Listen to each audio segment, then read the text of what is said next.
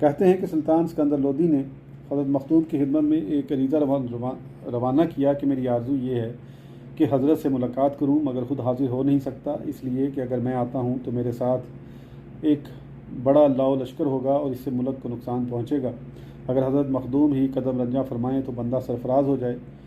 مخدوم روانہ ہوئے۔ بادشاہ نے اپنے نوکروں کو حکم دیا کہ ایک کشتی میں سوراخ کرو اور اس میں ایک کیل اچھی طرح گاڑ دو، اور جس وقت مخدوم ساتھ آئیں اس کشتی پر انہیں سوار کرو، اور جب کشتی ڈباؤ پانی میں پہنچے تو وہ کیل آہستہ سے کھینچ لو۔ لوگوں نے ایسا ہی کیا، مگر خدا تعالیٰ کی عنایت سے وہ ڈباؤ پانی پایاب ہو گیا، کشتی زمین پر بیٹھ گئی اور پانی لوگوں کی پنڈلیوں تک آ گیا۔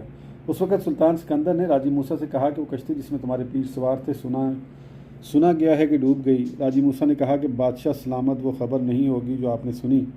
میرے پیر تو ایسے آدمی ہیں کہ ہزاروں لاکھوں آدمی ان کی کشتی میں سوار ہو کر ساحل